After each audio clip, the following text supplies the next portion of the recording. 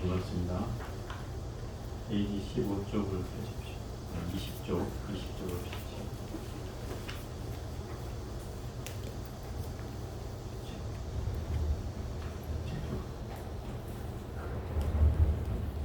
두 번.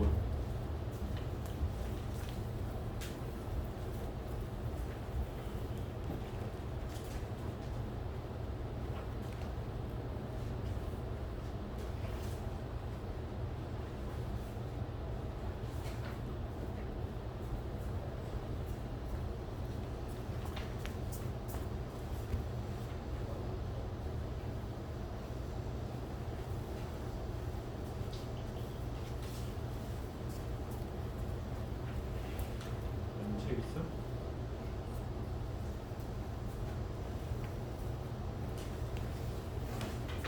자, 20쪽을 펴십시오.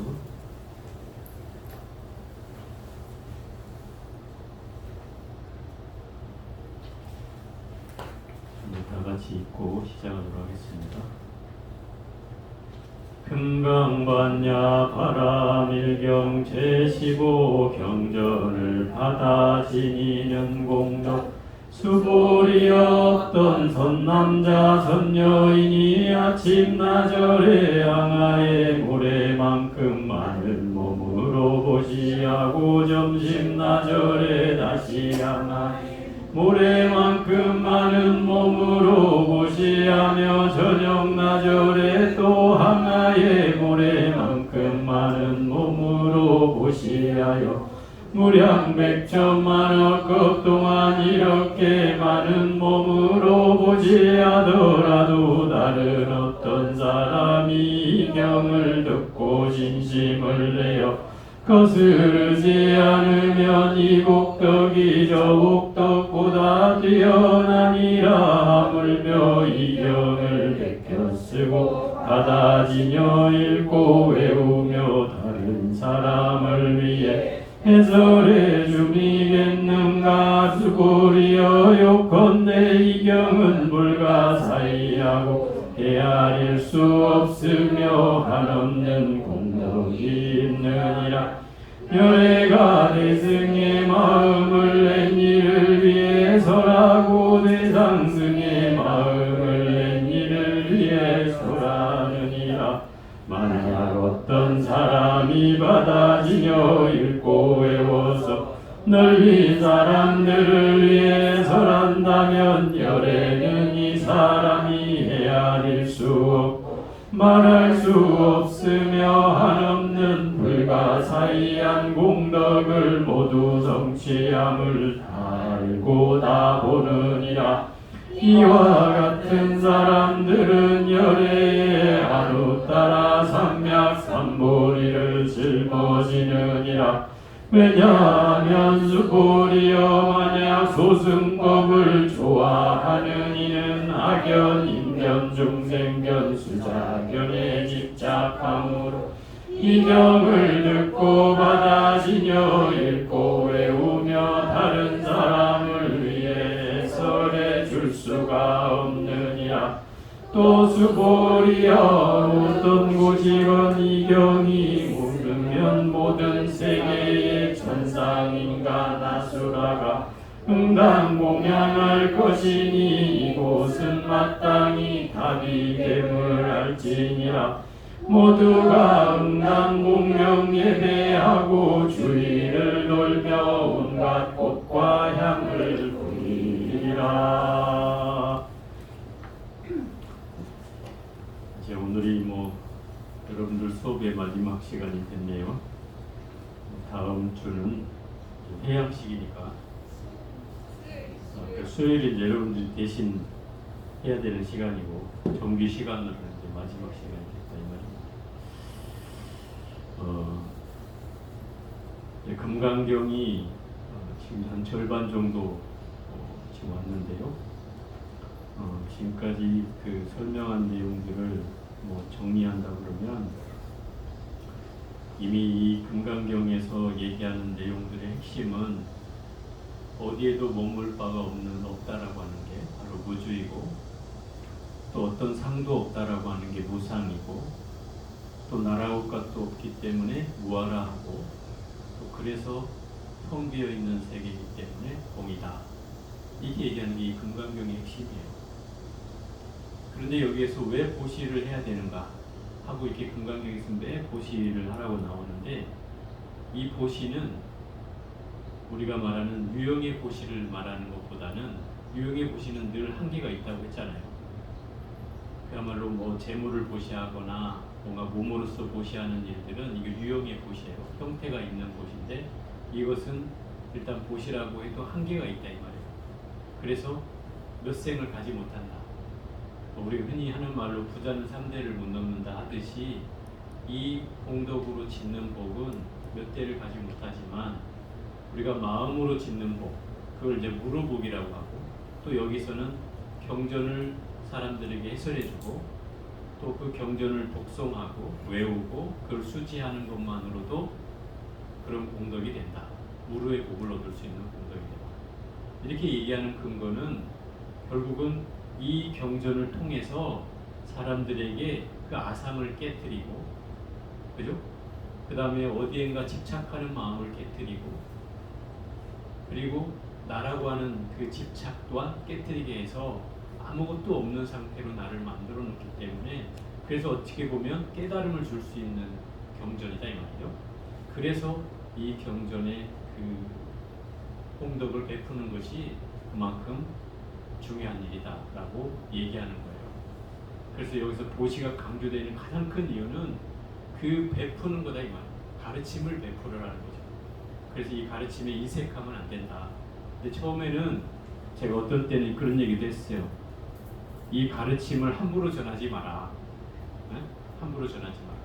왜냐하면 그런 거죠. 여러분들도 경험을 해보셨지만은 어떤 분들은 이 경전을 자식들한테도 사경시키고 싶어서, 그죠? 하고 싶어서 막 권하고 해보라 하고 또 저한테 데려오기도 하고 뭐 이렇게 하지만, 실상은 그것을 경험해가는 것은 본인의 의지가 아니면 이 영속적으로 끌고 가기가 쉽지 않다 이 말이에요. 계속. 그래서 이 공부가 어려워요. 한번 또 이 사경을 했다가 그만두고 다시 하는 것은 안 하다가 다시 하는 것보다는 더 어려운 일이에요. 그래서 제가 함부로 권하지 말라고 해요. 그런 경우에는. 왜냐하면 이건 쉬운 일은 아니다 이 말이에요. 물론 누구한테나 권할 수는 있지만 그냥 공부를 하는 거하고 책을 읽어보라는 거하고 우리가 이게 수행을 해나가는 건 다르다 이 말이에요. 그건 좀 구분을 해야 될 것 같아요. 예를 들어서 이 금강경의 말씀이 좋으니 한번 읽어봐라. 이건 뭐 100번 권해도 어렵지 않죠. 그건 뭐 큰 부작용이 없어요. 그런데 우리가 사경을 하거나 수행을 하거나 참선을 하고 이게 강경을 하고 하는 일들은 내가 일상으로 해야 되는 일이잖아요. 이게. 그냥 취미로 가끔 보다 말다 하는 게 아니고 매일처럼 매일 밥 먹듯이 해야 되는 일이어서, 이건 요즘 사람들한테 사실은 정신적으로는 제일 맞는 일이긴 하지만 그것을 붙들고 있으려고 하지 않는다. 젊은 사람들이. 그렇기 때문에 그런 상황들이 이 공부를 쉽지 않게 한다는 거죠. 그래서 함부로 권하지는 말고 그런 경우에는 때를 기다려야 된다. 정작 강태공이 빈낚싯대를 들이우고 이렇게 앉아 있는데, 당신은 맨날 무엇 때문에 거기 앉아 있습니까? 그러니까 그 사람이 한 말이, 유명한 말이가 세월을 낳고 있습니다. 이러잖아요. 응? 빈 낚싯대를 들여놓고 그냥 낚시만 하고 있는 거예요. 그래서 왜 그걸 하고 있느냐니까 세월을 낳고 있다. 그건 뭐예요? 이게 이제 불교적으로 표현하면 시절 인연이라는 거예요. 뭔가 알맞은 인연이 성숙할 때까지 기다린다는 거예요. 굉장히 중요한 말이죠. 결국 내 자식이 정말 공부를 시키고 싶으면 그 아이의 인연이 될 때까지 기다려주는 내 지혜도 필요하다는 거예요. 그래야지 그 때를 기다려서 해야지, 잘못하면 이제 부작용이 생겨요. 그리고 여러분 자식 중에 우리 선원에 거쳐간 사람들 많아. 여기도 있지만 거쳐간 사람들 많은데 중도에 포기한 사람도 많아요. 젊은이들 중에. 왜냐하면 어떤 사람은 참선에 재미가 없다고 여기는 사람도 있고, 어떤 사람은 사경은 재밌는데 참선이 너무 힘들다는 사람도 있고, 어떤 사람은 또 반대로 매일 이걸 뭐 써라고 하니까 그게 힘들다고 하는 사람도 있다 이 말이에요. 그러니까 이게 뭔가 자리를 잡으려면 시간이 필요하다. 본인이 이제 각성을 하는 시간이 필요한 거예요. 내가 권해서 야 이거 해봐 좋아 라고 해서 그걸 따라오는 사람은 쉽지 않다. 그런 분이 한마디 해가지고 따라오는 사람은 쉽지 않아요. 만약 그런 사람이 있다면 그런 사람도 여기 있는 사람들은 상근기예요. 응? 상근기예요. 부모의 권함에 의해서 따라왔다는 상근기예요. 그런데 중도에 포기할 확률이 많더라 이 말이죠. 그게 부모가 강권해가지고 하면, 왜냐하면 자기 의지가 아니니까 하다 보면 이게 힘든 것도 있고 또 무료해지기도 하고 지루해지기도 하고 뭔가 또 하고 싶지 않을 때도 있어지잖아요. 그런 경계가 오면 쉽게 그거를 내려놓게 된다. 그래서 그런 사람에게는 때가 필요하다. 그 시절 인연을 기다릴 수 있는 이 강태공과 같은 마음이 필요하다. 그런 생각을 하죠. 그래서 이 경전을 받아지이는 공덕인 이 15장은 그런 내용을 설하고 있어요. 경전을 어떻게 이 금강경을 공부해야 되느냐. 여기서 말하는 제가 지금까지 했던 거를 정리하는 법이라고 할 수 있는데 이걸 5대 수행이라고 해요. 금강경의 5대 수행. 5가지 수행을 말하는 거예요. 한번 읽어보면서 보겠습니다.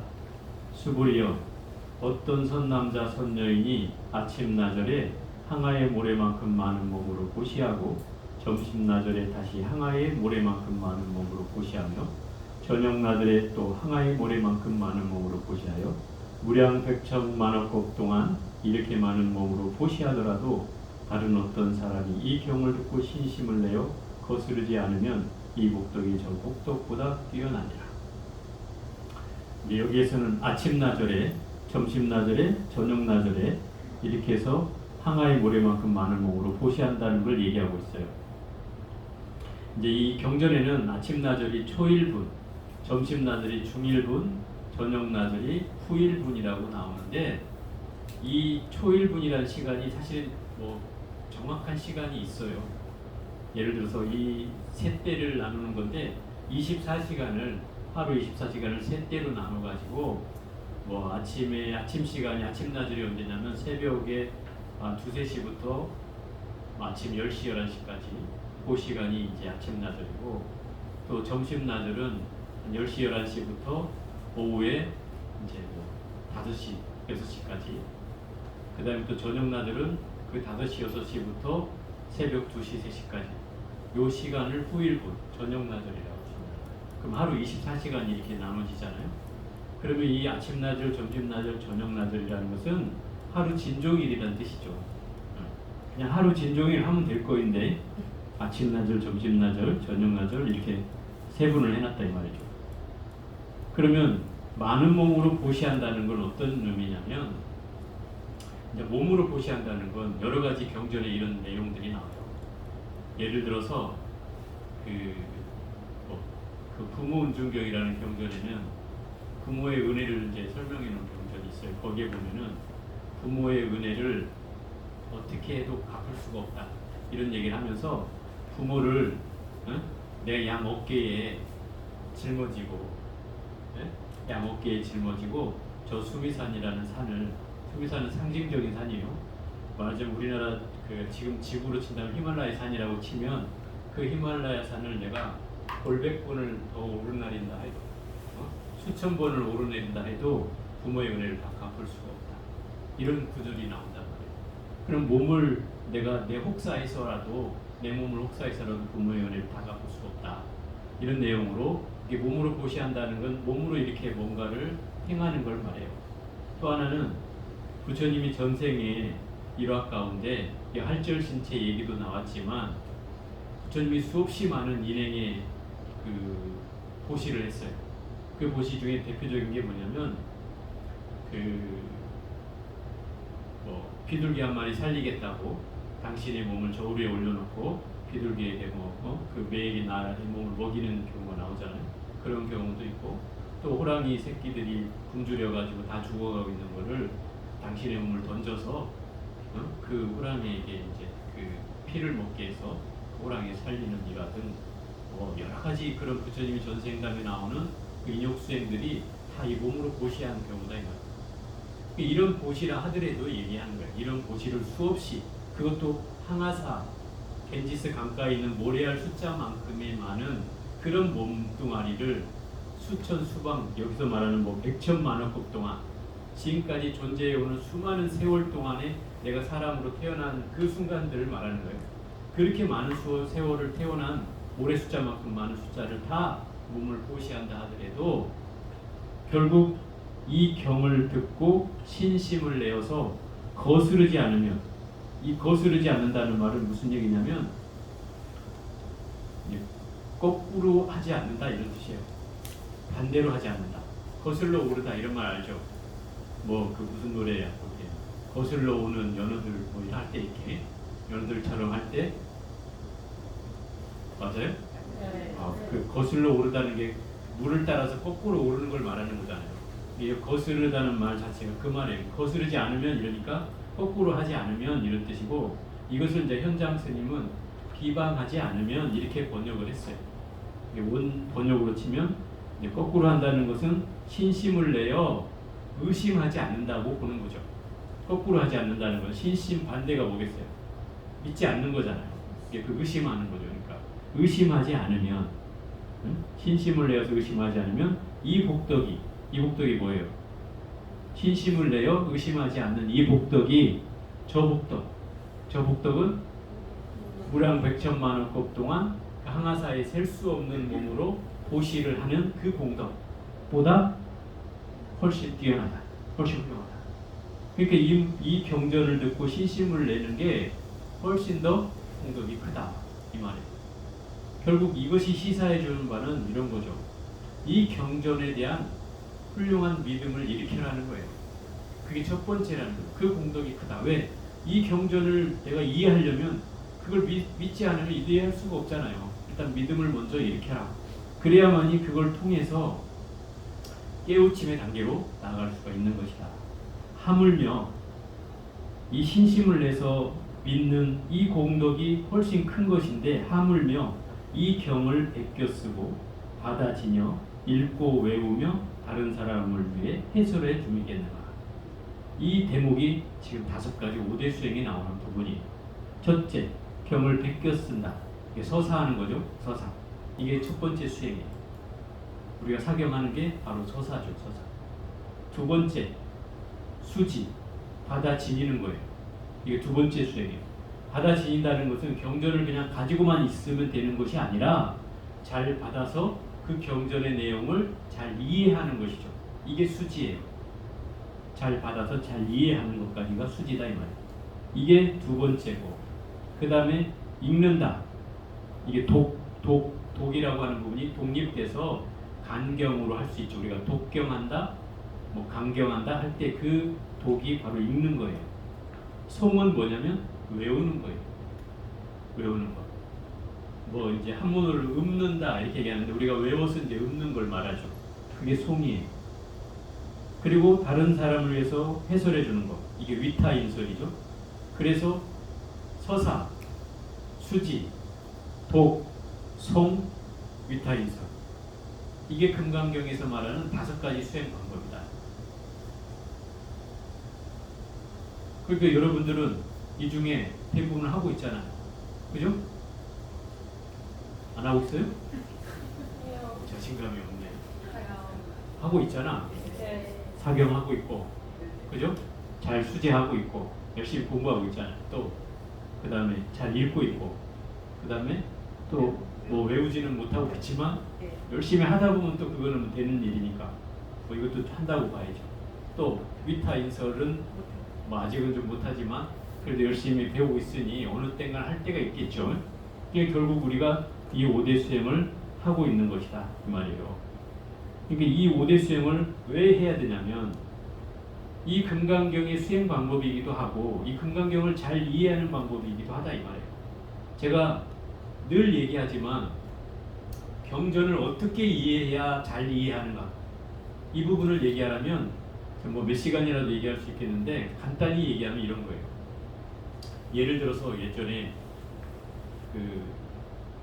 제가 얘기를 했나요? 교수님이 찾아와서 뭐 경전을 제가 이제 이렇게 읽으십시오 이러니까 그 교수님 말 뜻도 모르고 읽어야 되니까 제가 그냥 뜻 헤아리지 말고 읽으라 하니까 뜻도 모르고 읽어야 되니까 이렇게 이제 반문을 하는 거예요. 그래서 제가 왜 뜻을 알 필요가 없는지를 설명해 줬어요.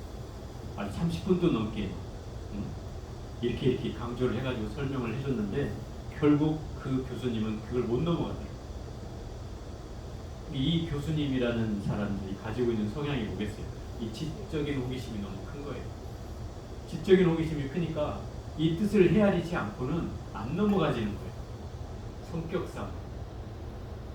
근데 문제는 이렇게 얘기해요. 제가 경전을 이해하는 것이 내가 지식적으로 접근해서 그 개념을 이해하고 그 뜻을 100번 헤아린다 한들 부처님의 마음을 알겠어요? 그죠? 알 수가 없다 이 말이에요. 저도 지금까지 이 경전을 본 지가 20년이 넘었지만 제가 여러분한테 이 경전을 안다고 뭐 설명을 해주고 있지만 저도 100% 이해한다고 할 수는 없어요. 제가 아는 견지에서 얘기하는 것 뿐이죠. 그러니까 결국 이 경전은 제가 분명히 1년 전인가요? 원각경 하기 전에 이 무신반에게 이 경전을 수업을 했었어요. 금강경.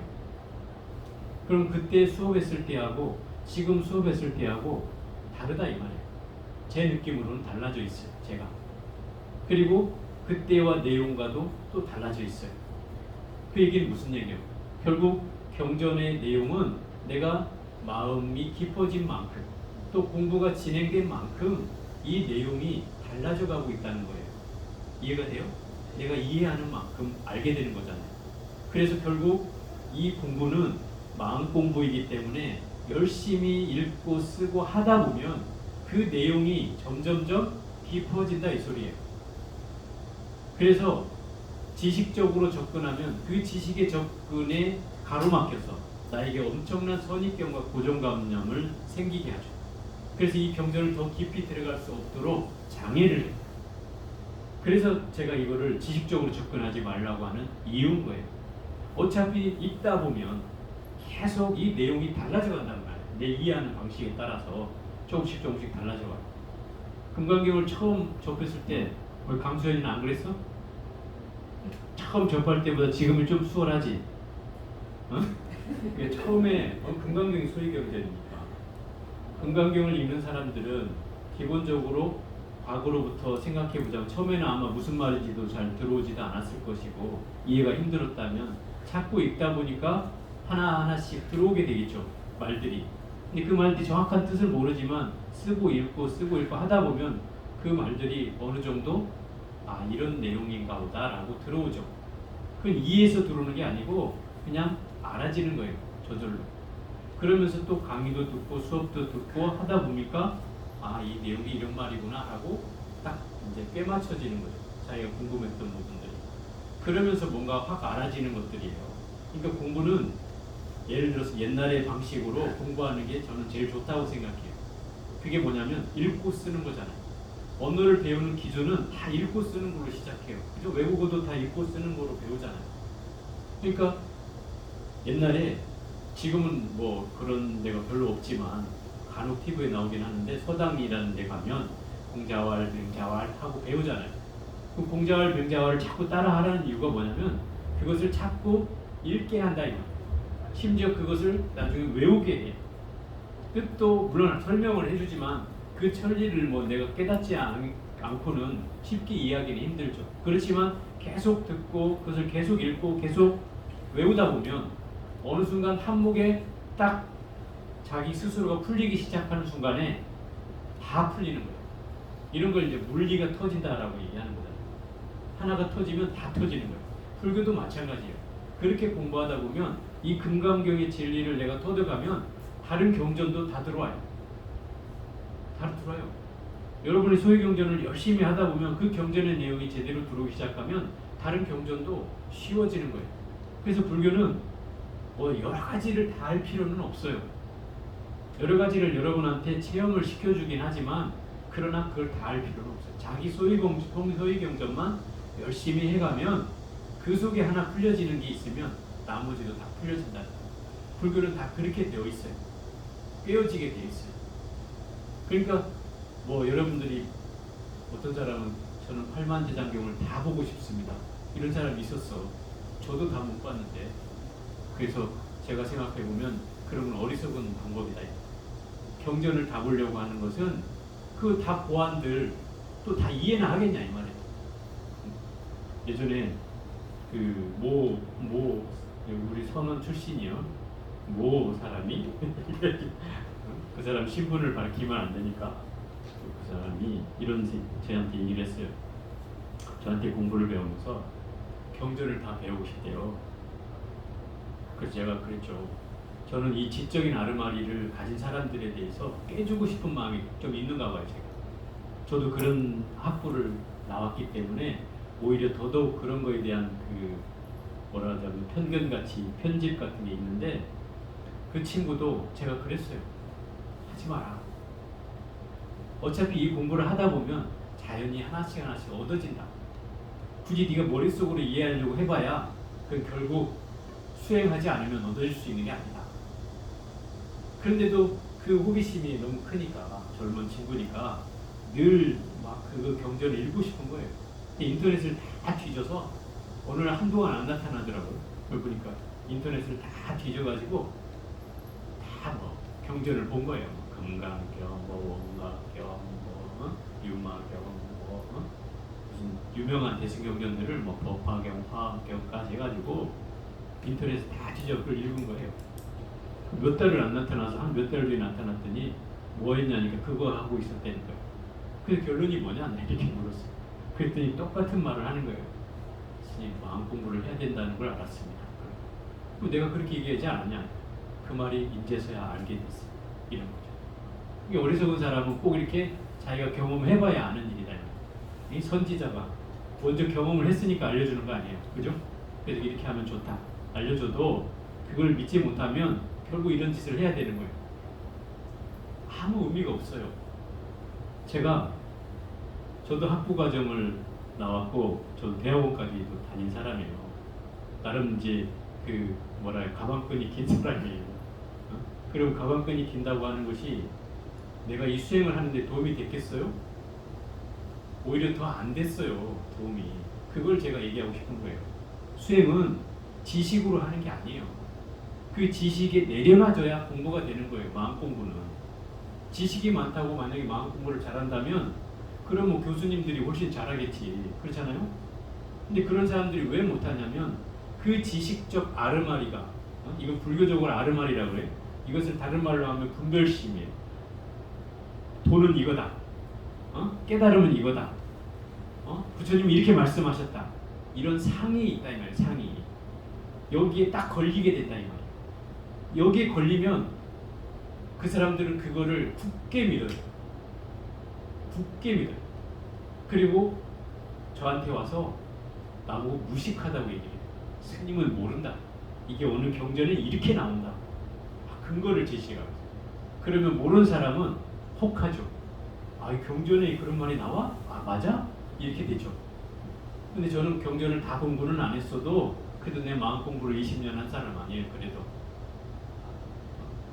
그건 마음 공부가 아니라고. 그건 마음 공부가 아니라.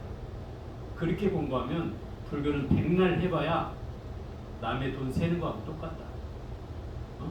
저 은행에 가서 백날 앉아서 남의 돈 세봐야 내 돈 안 되잖아요. 그죠? 이 마음 공부라는 것은 내 돈을 세는 방법을 만드는 거예요. 내 마음을 편하게 하는 게 마음 공부 아니에요, 결국? 그죠? 아무리 불교를 많이 하는데 마음이 괴롭고 시끄럽다면 그럼 불교 공부를 잘못하고 있는 거죠. 그죠? 그럼 불교 공부를 해서 마음이 편안해지고 그걸 하면 할수록 마음이 고요해지고 안정된다면 그것은 마음 공부라고 할 수 있어요. 그러니 백날 불교 경전을 많이 한들 그게 무슨 의미가 있겠냐. 제가 그래서 이 공부를 하는 사람들한테 제가 늘 이 경전을 얘기해 주는 것은 주로 마음 공부를 하기 위한 방법으로 얘기해 주는 거죠. 여러분한테 이 경전을 얘기해 줘도 그런 방법으로서 이 경전이 필요하고 소용돼야 되는 것이지, 이 경전이 지식을 알려고 하는 거라면 이건 필요도 없어요. 여러분들 저 유튜브로 봐도 돼. 유튜브로 불교 요새 경전 다 나오잖아. 그걸 찾아봐도 돼요. 그렇게 보면 됐지 뭐 한다고 저한테 와서 이렇게 공부하겠어요. 그것은 저는 그렇게 봐요. 마음 공부라고 하는 것은 해본 사람이 알잖아요. 그래도 그죠? 또 먼저 경험해봤기 때문에 어떻게 하면 더 빨리 할 수 있고 어떻게 하면 잘못될 수 있고 어떻게 하면 잘못 빠지지 않을 수 있다라는 것 정도는 안단 말이에요. 내가 깨닫지는 못했다 하더라도. 그렇기 때문에 그런 경계로서 여러분들을 인도해 가는 거예요. 먼저 이 길을 왔기 때문에. 그래서 그런 상황으로 여러분들에게 마음 공부를 좀 더 쉽게 할 수 있도록 만들어주는 것이 제가 할 수 있는 일이다. 그러니 여러분이 하고 있는 공부가 이 공부처럼 제대로 하고 있는 일이다 이 말이에요. 틀리지 않아요. 여러분들은 제가 늘 얘기하지만 불교 공부에 불교 공부를 하는 사람들, 심지어 마음 공부를 하는 사람들 중에 1%에 해당하는 사람들이라니까. 1%. 대한민국의 불자들 가운데 1%에 해당되는 사람들이에요. 왜냐하면 절에는 다닌다고 하지만 우리 보살님은 절에 오래 다니시니까 알잖아. 마음 공부하는 사람들 들어본 적 있어요? 절에는 쫓아다니는데 그죠? 마음 공부하는 사람들을 본 적이 없어요. 무슨 말이에요? 절에 와서 기도하고 뭐 하고 하는 건 그걸 나쁘다고 하는 건 아니에요. 근데 마음 공부를 하는 사람들이 없단 말이에요. 절에 와서 기도하는 이유는 마음 공부하러 올라오는 건 아니잖아요. 그죠? 누군가의 안녕을 기원하고 자식들이 잘 되고 남편이 잘 되고 누군가 건강하고 뭐 이런 소원 성취를 바라보는 사람들이 대부분이다 이 말이에요. 약간의 기복적인 것이 이제 아직도 남아있는 형태죠. 이런 경계로 끊임없이 절에 와서 기도하고 하는 걸 하지만 정작 내 마음을 다스리고 마음을 공부하는 사람들은 없어요. 제가 우리 절에 여기 있는 신도들을 거의 90%는 만나봤어요. 초창기에 제가 왔을 때 뭐 제가 오라고 온 것도 아닌데 저하고 면담을 다 했어요. 자기들이 찾아와서 공부하겠다. 그래서 다 숙제 주고 공부시켰죠. 근데 지금 하고 있는 사람이 10%도 안 남아있어요. 그 얘기는 마음 공부하는 일이 쉬운 일이 아니라는 거예요. 그래서 제가 함부로 권하지 말라고 하는 이유가 거기에 있어요. 함부로 시작하면 다시 또 시작할 기회를 찾기 힘들어요. 그래서 되도록이면 이 공부는 자기 마음으로 개합이 돼서 어느 때 시적 인연을 만났을 때 그때를 기다려서 공부를 시켜야 자연스럽게 그 길을 따라오게 되는 거예요. 안 그러면 이거 쉽지 않습니다.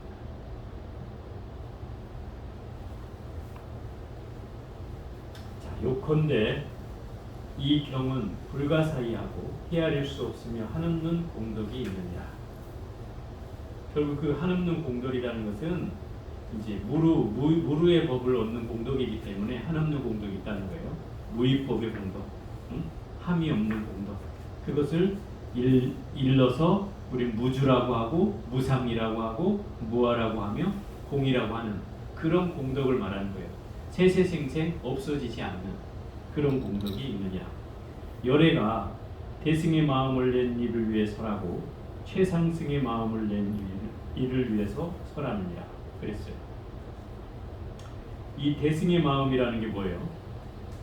대승의 마음은 깨달음을 구하면서 중생을 제도하겠다는 마음이 대승의 마음. 그죠? 그게 보살이 되는 조건이잖아요. 깨달음을 구하면서 중생을 제도하겠다는 마음. 그게 대승의 마음을 낸 그런 사람을 위해서 설하고, 또 최상승의 마음은 그런 가르침을 통해서 내 몸과 마음이 자유를 얻고 해탈을 얻었을 때에 그 마음을 최상승의 마음이라고 해요. 더 이상 나아갈 수 없는 최상승의 마음, 깨달음의 마음을 낸 이를 위해서 이 가르침을 설하다. 그럼 왜 대승의 마음을 낸 이를 위해서 설하고 최상승의 마음을 이를 위해서 설한다고 얘기하냐면, 이 금강경이라는 경전의 내용이 제가 그렇다고 그랬잖아요. 보통 사람이 이 경전을 잘 모르고 또 아함경의 가르침이나 이런 것만 듣고 있던 사람한테는 이게 굉장히 파격적인 내용이고, 또 그래서 그 사람들이 들으면 굉장히 두려워하고 겁내거나 무서워한다. 이 내용을 잘 모르기 때문에. 그래서 이 대승의 법을 가진 사람이나 최상승 법을 깨달으려고 하는 사람들한테는 이 가르침을 설하면 훨씬 더 신심을 내고 좋아를 한다. 그 사람들은 두려움을 낼 리가 없다 이 말이죠. 왜? 이 사람들이 이미 중생 제도와 그 다음에 깨달음을 얻겠다는 마음이 지극하기 때문에 그런 사람한테 이 가르침이 필요하다는 거예요. 왜? 깨달음이라는 것은 끊임없이 부셔가야 되는 거다 이 말이에요. 그죠? 깨달음을 얻기 위해서는 나의 아상이라는 이런 덩어리들을 다 깨가야 된다. 내가 뭔가 나라고 내세웠던 것들, 그 허상들을 깨가야 본질의 내 덩어리들이 드러나게 된다. 그게 깨달음이니까 결국 내 상을 깨지 않으면 될 수 있는 게 아니잖아요. 그래서 깨달음을 얻고자 하는 사람들은 그걸 깨는 걸 주저하지 않잖아요. 그래서 계속 그걸 깨가려고 하기 때문에 그런 사람한테는 이 가르침이 필요한 것이고, 또 그런 사람은 그런 가르침을 두려워할 일이 없는 거죠.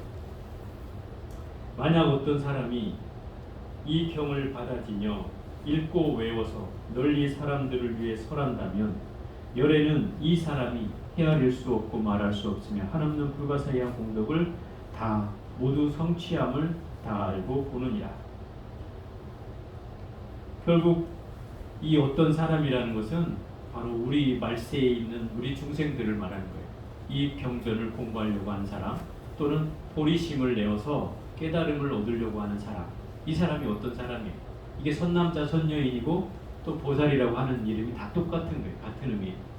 그런 사람은 이 경전을 읽고 외워서 공덕을 5대 수행을 하는 사람이라면 이 사람은 바로 부처님께서 말씀하시기를 헤아릴 수 없고 말할 수도 없고 불가사의한 공덕을 다 성취한다는 사실을 부처님은 다 알고 다 본다 이 말이에요. 그런 사람이 공부해 가는 것을 다 알고 다 본다. 이 얘기는 앞에도 한번 나왔었잖아요. 예를 들어서 왜 이런 걸 다 알고 다 보느냐면 그런 거죠.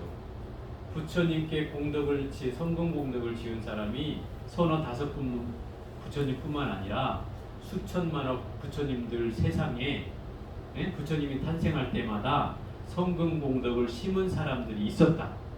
과거생에도. 그러면 앞으로 현재생에도 있을 것이고 앞으로도 있을 거 아니냐. 뭐 그런 사람이라면 결국 이 부처님 말씀을 듣고 절대로 의심을 일으키거나 나는 이걸 믿지 않겠다고 하는 사람들은 없을 것이다.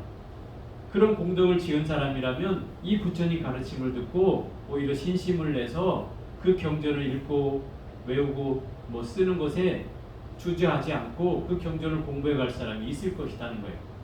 그래서 그 법이 끊어지지 않고 이어질 것이라고 하는 거예요. 그게 수보리가 걱정하는 말을 듣고 부처님께서 하신 말씀이에요. 걱정하지 마라. 후대가 돼도 후 500세가 되어도 말세의 말법 시대가 되어도 이런 사람이 분명히 이 법을 이어갈 사람이 있을 것이다. 왜냐하면 과거에도 그랬고 현재에도 그랬고 앞으로도 그럴 것이기 때문에 이런 거예요. 그래서 그 성공 공덕을 심은 사람이 그 경전을 듣고 바로 개합이 되어서 그 경전을 믿고 의지하는 마음으로 열심히 공부하는 사람들이 후대에도 생겨날 것이다. 그렇기 때문에 그런 사람들은 헤아릴 수 없고 말할 수 없는 훌륭한 불가사의한 공덕을 성취할 것을 부처님은 이미 다 알고 다 본다라고 얘기하는 거예요. 그래서 이와 같은 사람들이 뭐예요? 이렇게 불가사의한 공덕을 성취하는 이런 사람들은 열애의 안웃따라 삼맥삼보리를 짊어집니다. 이게 안웃따라 삼맥삼보리가 뭐라고 그랬어요? 최상의 깨달음이라는 거예요. 무상정등각이라고 해요. 그럼 그 무상의 최상의 깨달음의 그 도를 내 어깨에 항상 짊어진다. 그게 무슨 얘기예요? 이 법을 수승하게 믿고 의지하고 이 경전을 배우겠다고 하는 사람들은 자기가 깨달음을 지향하는 사람이잖아요. 이미 보리를 지향하는 사람이다 이 말이에요. 그러니까 이 사람은 이미 자기가 충분히 그걸 짊어지고 가겠다고 마음을 내는 사람들이라는 거예요. 그래서 짊어진다고 얘기하는 거예요. 왜냐하면 수보리여, 만약에 소승법을 좋아하는 이는, 이 소승법이라고 하는 것은 그런 거예요. 자기 혼자만 깨닫겠다고 하는 법을 소승법이라고. 이 대승불교가 나왔던 이유가 바로 이 소승법을 행하는 사람 때문에 나왔다고 했어요. 그 소승법을 행하는 사람들 때문에 결국 이 대승법이 만들어졌고, 그 중생제도가 그래서 모토가 되는 거예요. 중생제도를 해야 된다. 또 부처님의 가르침으로 원래대로 돌아가야 한다. 그런데 이 소승법을 좋아하는 이는 자기 견해에 빠져서 악견, 인견, 중생견, 수자견에 집착함으로 이 경을 받아지면서 읽고 외우며 다른 사람을 위해 해설해 줄 수가 없다. 왜냐하면 이 경전은 대승을 마음을 낸 사람을 위해서 설한다고 했고, 그죠? 최상승의 마음을 낸 사람을 위해서 설한다고 했기 때문에 결국 이 소승법을 가진 사람은 이 경전을 이해할 수가 없다는 거죠. 그죠? 내가 없다. 내가 없다. 이 말을 이해할 수가 없어요. 예를 들어서 이런 거예요. 그 소승불교 시대라고 하는 시대가 있어요. 부처님이 돌아가시고 나서 약 100년 후부터 한 3, 4세기까지를 소승불교 시대 또는 법화불교 시대라고 하는데, 이때는 스님들이 자기 수행만 일삼고 중생 제도를 잘 외면하고 오로지 학문 연구, 성과 이런 논문, 요즘 말로 하면 막 그 부처님 말씀을 해석해서 논문을 쓰는 걸 아주 즐겼던 사람들이에요. 자기 공부만 즐겼던 사람들이에요. 근데 이 사람들 중에 부처님 말씀을 놓고 자기들이 해석을 했는데 그 대표적인 학설이 뭐였냐면, 나라고는 하는 건 공하다. 그 인정한다. 나라고 하는 건 내세울 나라 무아라고 했으니 부처님이, 그죠? 이미 아함경에서도 무아라고 했으니 그래 나는 공하다. 나라고 할 것도 없다. 무아인 건 맞다. 그런데 부처님 가르침은 공이 아니다. 부처님 가르침은 있는 것이다. 실제하는 것이다. 이렇게 얘기하는 거예요. 이것을 유명한 아공법유라고 하는 사상이에요. 아공법유. 법이 있다 이 말이에요. 근데 소승불교에서는 이렇게 얘기했단 말이에요. 근데 여기에 그 보면은 제 7장인가요? 거기 보면은 나오잖아요. 뗏목의 비유. 기억나요? 네. 뗏목의 비유. 여벌유자. 그죠? 그럼 뭐예요 그게? 내가 이 가르침을 얻기 위해서 열심히 노력해가지고 저 부처님이 계신 깨달음의 언덕으로 내가 강을 건너갔다 하더라도 그 깨달음이 만약에 그 법이라고 하는 게 있다고 하면 이 뗏목을 건너간 사람은 뗏목을 치고 그 고마운 뗏목이니 그걸 치고 그 깨달음의 언덕에 가서 살아야 된다 이 말이에요. 법이 있다고 한다면. 그런데 그 법은 이미 깨달음 얻은 사람한테는 필요하다고 했어요? 필요 없다고 했어요? 필요 없죠. 그러면 그 법은 공한 거예요. 그래서 그 법은 어떻게 해야 돼요? 내려놔야죠. 다른 사람이 탈 수 있도록 그 뗏목을 내려놓으라고 그랬잖아요. 이것은 법에 대한 집착을 내려놓으라는 거예요. 그래서 법도 또한 공하다고 하는 거예요. 그래서 이 금강경에서는 나도 공하지만 법도 공하다고 얘기하고 있는 거예요. 핵심이 이거예요. 그러면 저 소승불교 사람들은 나는 공하지만 법은 있다고 얘기한 사람들이다 이 말이에요. 그럼 이 경전이 그걸 깨우쳐 주는 거예요. 니네들 그 법이 집착하는 실제가 없어. 실제한다고 집착하는 그 마음이 잘못됐어라고 얘기하는 거다. 그래서 무위법이라고 얘기하는 거예요. 무주라고 얘기하는 거고 무상이라고 얘기하는 거고 무아라고 얘기하는 거예요. 이걸 철저하게 깨주고 있어요. 그런데 이 사람들이 그거를 주장해왔던 사람들이니 당연히 이 가르침을 이해할 수가 없겠죠. 해승경전을 이해할 수 없는 거예요. 그래서 자기 견해에 빠져서 악견, 인견, 중생견, 수자견이라는 말은 아상은 무슨 뜻이에요? 나라고 하는 생각이라고 하는 거예요. 생각은 밖으로 드러난 게 아니잖아요. 그죠? 생각은 안에 있는 거죠. 그럼 나라는 견해는 내가 그 생각을 통해서 뭔가 밖으로 끄집어 나오는 나의 견해가 생기는 거예요. 더 좀 집착이 되는 거죠. 고착화된다는 뜻이에요. 야견이라는 거. 또 인견이라는 건 또 사람이라는 견해인데 이것도 또한 결국 남이라고 하는 견해를 일으키는 것이고 또 중생이라는 견해를 일으키는 것이고 수자라는 견해를 일으키는 거예요. 그래서 이것들은 아상, 인상, 중생상, 수자상에 비해서는 밖으로 드러난 그 경계라고 얘기할 수 있죠. 그래서 이 견해에 빠져 있기 때문에 이 경전을 제대로 공부할 수가 없다 이 말인 거예요. 또 수보리여 어느 곳이건 이 경이 있으면 모든 세계의 천상, 인간, 아수라가 응당 동양할 것이니 이곳은 마땅히 탑이 됨을 알지니라. 결국 이것도 앞에 나온 구절이죠. 이 경전이 있는 곳은 전종 정교분에 나오는 거예요. 바로 부처님의 가르침이 있는 이곳이 바로 부처님이 계시는 곳이다. 그래서 마치 부처님의 진신사리가 모셔놓은 탑과 같이 섬길 것이다. 이 말이에요. 이 경전이 바로 부처님이요 탑이다 이런 뜻이다 이 말이에요. 그래서 모두가 응당 그 경전에 공경 예배하고 주위를 돈다는 것은 우요삼잡한다는 거죠. 주변을 세 바퀴를 돌고 온갖 꽃과 향을 뿌리리라. 이 꽃과 향을 뿌린다는 건 부처님께 공양을 올린다는 뜻이에요. 그러니까 지금이야 우리는 꽃을 이렇게 갖춰져 가지고 막 꽂고 장식해서 화분에다 올려놓고 하지만 부처님 당시에는 꽃을 그냥 뿌렸어요. 부처님 계신 장소에다가 이렇게. 실제로 인도에 가보면 지금도 꽃을 이렇게 따다 뿌려요. 심지어 향도 뿌리고. 향이 뿌린다는 건 뭐예요? 향이 가루라는 거지, 가루. 향 덩어리 같은 우리 여기에 있는 향 막대기로 된 향들은 뿌릴 수가 없잖아요. 이 가루 향은 뿌리잖아요. 우리 예를 들어서 뭐 현충원 참배 가면 뭐 대통령 이하 뭐 국무총리나 이런 사람들 가가지고 하면 그때 손에 이렇게 가루 향을 이렇게 집어가지고 이렇게 뿌리는 거 봤죠? 이제 그런 것처럼 뿌리는 향을 말한다.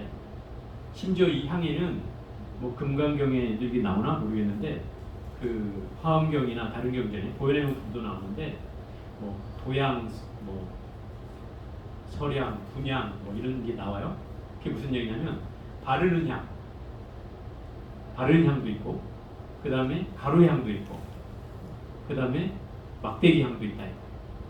그런 향을 부처님 공양물로 올려요. 그러면 바르는 향은 뭐예요? 뭐를 바르는 향이라고 해요? 요즘으로 치면 향수 같은 거, 향수. 여러분들 우리나라에서 향수를 공양 올리는 거 봤어요? 못 봤죠? 제가 인도에 가서 여러 번 봤어요. 그 부처님 성지에 저 태국이나 미얀마 이런 사람들이 갑자기 앉아서 정진을 하고 있는데 이상한 사람들의 목소리가 들려요. 아, 저 다른 나라 사람들이구나 싶은 이제 찬송 그 찬팅하는 이 목소리들이 달라요. 나라마다. 그래서 이 목소리만 들으면 이건 태국, 여긴 스리랑카, 여긴 미얀마 구분할 정도가 됐어요. 오래 사니까. 그런데 어느 날 갑자기 그 법당 안에서 정진하고 있는데 갑자기 냄새가 막 향수 냄새가 진동하기 시작해요. 그 처음에는 잠깐 버티고 앉아 있었어요. 잠깐은 괜찮은 것 같아서. 근데 한 5분도 안 지나가지고 제가 그 정진을 내려놓고 밖으로 도망쳐 나왔어요. 그 말하자면 향수를 부처님 그 성지 주변에다가 계속 뿌리고 다녀요. 이게 바르는 향이 이게. 우리는 그거를 향수를 공양물로 올리는 거 본 적 있어요? 없죠? 없어요. 절에는 우리는 향수를 올리는 거 못 봤는데 경전에는 이런 표현이 나온다 이 말이에요. 그래서 저 사람들은 그 향수를 부처님한테 뿌리고 다닌다. 부처님 주변에 다 뿌리고 다녀.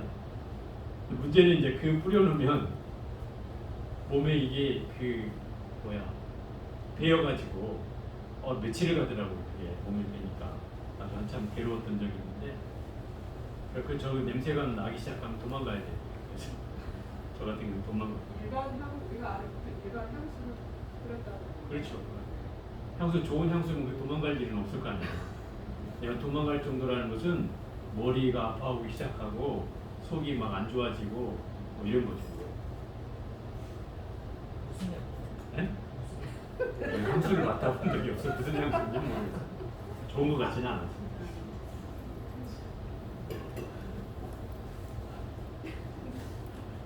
어쨌든 그래서 그 부처님께 올리는 공양물이 주로 이제 꽃과 향이 이제 기본이 되었고 우리나라 같은 경우에는 육복 공양이라고 해서 여기에다가 이제 꽃향 말고도 이제 뭐 과일은 이제 결실을 나타내는 거잖아요. 그래서 뭔가 수학을 통해서 뭔가를 이루어가듯이 부처님 공부를 통해서 결실을 얻을 수 있다라고 하는 그런 의미로 이 과일, 또 쌀도 마찬가지예요. 쌀도 봄, 여름까지 농사를 지어 가을에 추수를 한 걸로 결실을 맺듯이 뭔가 깨달음의 결과를 얻으라는 의미로 쌀을 공양 올리는 것이고, 그 다음에 초나 향 같은 건 뭐 자기의 몸을 태워서 초는 빛을 내는 거고 향은 향기를 내는 거잖아요. 자기 몸을 태워서 주변 사람들을 이롭게 해주는 것이 바로 그런 의미죠. 이게 보살행의 어떤 상징이기도 하고, 그 다음에 또 뭐죠?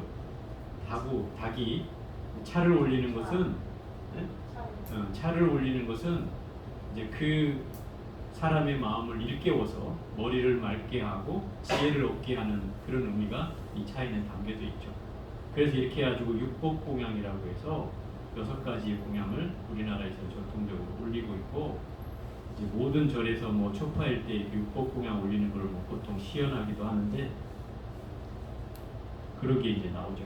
그게 이제 공양물로 드러나는 거예요. 근본적으로는 꽃과 향에서 출발했다고 하는 거예요. 부처님이 그 보현행문품의 한 얘기로 제가 오늘 마무리를 할게요. 보현행문품에 보면은 거기에는 이제 부처님께 그 10가지를 서원하고 보현보살이 그 중에 8번째 서원이 상수불락이라고 하는 서원인데, 부처님께 항상 부처님을 따라서 배우겠습니다 하는 서원을 세우는 거예요, 보현보살이. 근데 이 보현보살이 서운 이 상수불락의 내용 가운데 어떤 내용이 나오냐면 그런 내용이 나와요. 그 부처님께서 발심한 때로부터 물러서지 않으시고 수없이 많은 몸과 목숨을 고시하였다. 이게 과거생에 수없이 많은 몸을 고시했다는 거죠. 그리고 부처님께서 부처님 당시에는 종이가 없었기 때문에, 종이가 그때는 없었어요. 그래서 뭐라고 표현하냐면 박피유지. 박피가 뭐예요? 여러분 박피, 예? 뭐라고? 경남. 그렇지. 뭐 성형수술할 때 하는 거 박피 수술이라고 하잖아요. 이 박피가 절에도 경전에는 나온다 이 말이에요. 박피유지. 내가 그 살갗을 벗겨서 위지, 종이를 삼는다. 응? 옛날에 종이가 없었으니까 부처님이 이렇게 했대요. 경전에 나오는 표현이에요. 박피유지, 내 살갗을 벗겨서 그걸로 종이를 삼고, 그 다음에 석골 위필. 석골이니까 석은 이제 뭐 분지르다, 쪼개다 이런 석자고, 골은 뼈골자란 말이에요. 뼈를 쪼개서 피를 잡는다. 필이 뭐예요? 붓을 잡는다. 이게 붓이 없으니까 종이는 살갗을 벗겨서 종이를 삼고, 뼈를 쪼개서 붓을 삼고, 그 다음에 또 하나는 자혈유목이다. 그래서 피를 뽑아서 먹물을 삼았다. 자혈유목. 그렇게 해서 부처님이 서사경전, 경전을 사경하기를 저교수미, 수미산 만큼 하였다. 이게 그 상수불락 제8 뭐죠? 8번째 서원에 나오는 보현행품에 나오는 내용이에요. 이게 부처님께서도 사경을 많이 하셨다는 뜻이에요. 부처님같이 이렇게 공덕이 많은 분이 왜 사경이 필요했을까? 이렇게 생각해 보면 여러분들은 안 해도 될 것 같잖아요, 부처님이. 그죠? 근데 부처님이 이렇게 하셨다는 거예요. 이게 과거생 얘기예요, 과거생. 부처님이 되고 나서가 아니라 부처님이 인행시, 과거에 인욕선인이나 아라한으로 계셨거나 동자로 있었거나 뭐 보살로 있었거나 왕자로 있었을 때 수없이 인욕수행을 겪었다 이 말이에요. 그럴 때 자기 몸을 수없이 보시했다고 했잖아요. 그런 보시를 통해서도 많은 그 공덕을 지었지만, 이렇게 사경을 자기 몸을 그 뭐 살갗을 벗겨내고 뼈를 쪼개고 피를 내어서 그 먹물을 삼아서 그거를 많이 사경을 했다는 거예요. 수없이. 그런 인행을 했기 때문에 결국 부처님이 되었던 것이죠. 그게 이제 부처님의 인행시에 나오는 내용이에요. 그러니까 결국은 부처님도 그 복을 지으려고 그만큼 노력을 하셨다는 거죠. 또 부처님 되고 나서도 그 대목이 있어요. 제가 기억나는 부분이 있는데, 그 천안제일이 누구예요? 아나율 존자가 이 그 하늘의 눈을 얻은 사람인데, 이분이 실명을 해요. 실명을 하면서 이제 하늘의 눈을 얻었어요. 천안 하늘을 볼 수 있는 눈을 얻었는데, 이분이 눈을 잃게 된 이유가 뭐냐면, 워낙 이 아나율이 사실은 게을렀어요. 게을렀어. 왜 게을렀냐면, 부처님이 이제 석가족이라는 카필라국의 석가족에는 아버지 정반왕이 부처님이 이 나라를 방문하고 난 뒤에 법을 만들었어요. 그래 아버지가 반포를 했어요. 무슨 법을 만들었냐면 출가법을 만들었어요. 출가를 장려하는 법을 만들었어요. 그래서 아들이 둘 있는 집은 무조건 하나를 출가시켜야 된다. 이런 법을 만든 거예요. 대단하죠. 그래가지고 모든 집안이 다 출가를 해야 되는 거예요, 의무적으로. 그런데 이제 출가를 뭐 하고 싶은 사람도 있었어요. 형제간이 서로 내가 갈래 하고 싸우는 사람도 있었는데 어떤 집은 또 서로 안 가겠다는 집도 있을 거 아니에요. 근데 이 집은 그런 집이 하나 있어요. 아나율이 동생이고 형님이 있었는데 아나율이가 가만히 생각해 보니까 이 출가하면 너무 힘들 것 같아요. 지금도 게을러서 뭐 하고 싶은 일이 없는데 출가하면 너무 힘들 것 같은 거죠. 그래서 형한테 그러는 거예요. 내가 형이 하던 집안일을 내가 다 할 테오니 나한테 맡기고 형이 출가하라. 형이 알았다 그러고 동생한테 일을 아침부터 저녁까지 해야 되는 일을 다 꼼꼼히 적어가지고 이거 다 해놓은 거죠. 한 번도 해본 적이 없는 이 동생이 그 형님이 적어놓은 걸 놓고 아침에부터 저녁까지 하다 보니까 한 이틀인가 3일 하고 나니까 나 못하겠어. 갑자기 너무 어려워. 내가 이렇게 이럴 것 같으면 출가할 걸 그랬어. 갑자기 이런 생각이 드는 거야. 그 형님은 오라. 형님이 하던 일이니 형님이 하시고 내가 출가하겠다. 그래갖고 대신 출가를 했어요. 그러니 출가를 해서 재미가 있겠어요? 이렇게 출가를 했어요. 재미가 없죠. 부처님 말하고 있으면 앞에서 맞습니다. 그리고 계속 졸고 있는 거예요. 이게 부처님 보다 못해서 앉아만 있으면 법문만 한다 그러면 졸고 있으니까 부처님 한 번은 이제 아주 야단을 쳤어요. 맨날 앉아서 졸고만 있는다고 막 야단을 치고 나니까 그때 이제 막 대우각성을 해가지고 정신이 번쩍 드는 거예요. 그때로부터 잠을 안 자는 거예요. 밤새고 잠을 안 자고 공부를 해가지고 결국 한 경계를 넘게 되는데 반대로 이 눈을 잃게 되는 거예요. 잠을 안 자고 오랫동안 정진하다 보니까 부처님이 계속 만류를 했는데도 그 말을 안 듣고 공부를 하다가 뭐 경계는 얻었지만 결국 자기 눈은 잃게 된 거죠. 그래서 마음의 눈은 떴는데 어느 날 이 아나유리가 자기 옷을 가사를 기워서 입으면서 가사를 기우려고 하는데 바늘에 실을 못 꿰잖아요. 안 보이니까. 그래서 누구한테 그러는 거예요. 누구 옆에 있으면 내 바늘을 귀 좀 꿰주시오라고 하는데 그 소리를 부처님이 듣고 쫓아와가지고 내가 꿰주겠다. 부처님이 그걸 직접 꿰준다고. 바늘 실을.